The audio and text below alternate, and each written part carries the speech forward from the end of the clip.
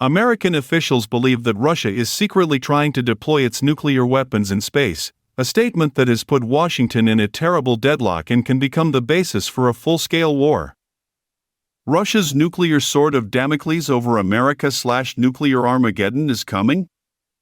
When Mike Turner, chairman of the House Intelligence Committee, issued a cryptic warning about Russia's covert military capabilities, calling it a serious threat to national security, he fueled concern in the United States. Concerns about Turner's comments were heightened when White House spokesman John Kirby confirmed that Moscow was developing an anti-satellite weapon.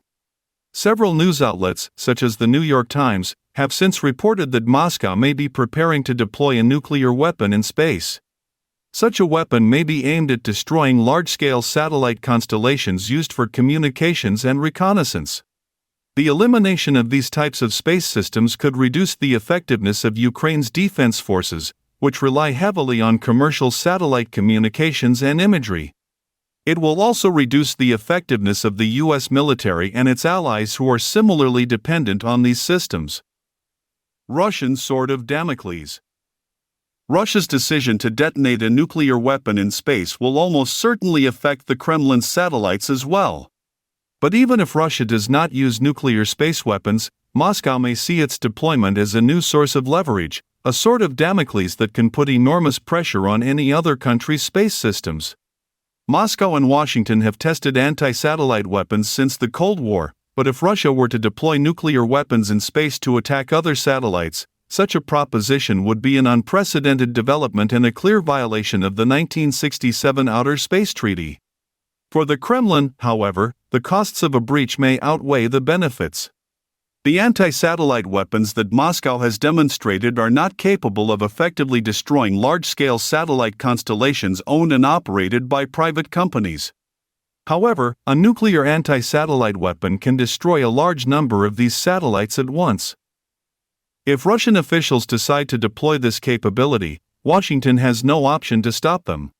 Moscow and Washington have a lot of experience in developing anti-satellite weapons. During the Cold War, Moscow considered its non-nuclear and anti-satellite weapons sufficient to destroy key U.S. satellites. But in the post-Cold War era, the emergence of much larger satellite constellations likely rendered these non-nuclear anti-satellite weapons obsolete. Anti-satellite weapons appeared shortly after the dawn of the space age. Just 2 years after the Soviet launch of Sputnik, in 1957, the United States tested an anti-satellite weapon that could use a nuclear warhead to destroy its target. But thanks to the Eisenhower administration's restrained approach to space weapons, the weapon never became part of the U.S. arsenal.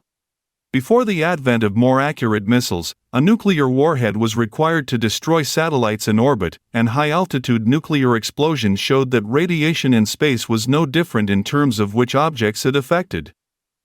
Back to the era of competition in space.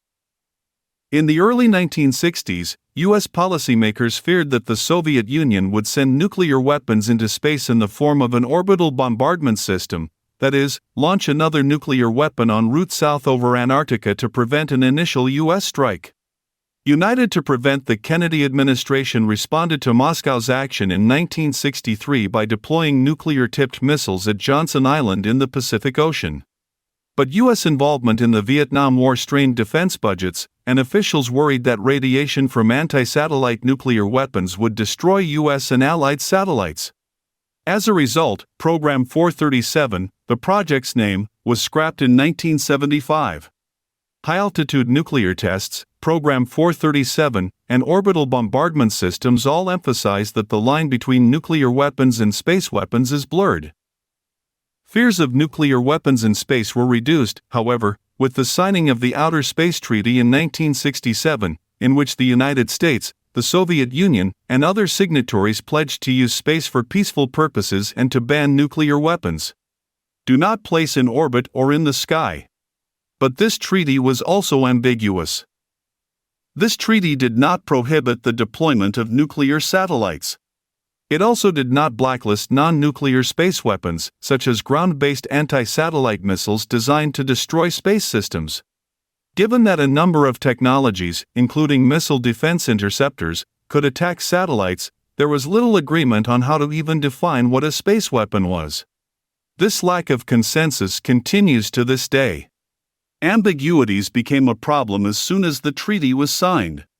In late 1967, reports surfaced that Moscow was testing such a system, prompting then-President John F. Kennedy to deploy nuclear anti-satellite weapons in the Pacific. The U.S. government publicly stated that this new Soviet capability did not violate the Outer Space Treaty. However, senior officials confidentially considered such an approach offensive. They chose not to confront the Kremlin, in large part because these orbital nuclear weapons were less accurate than traditional ballistic missiles.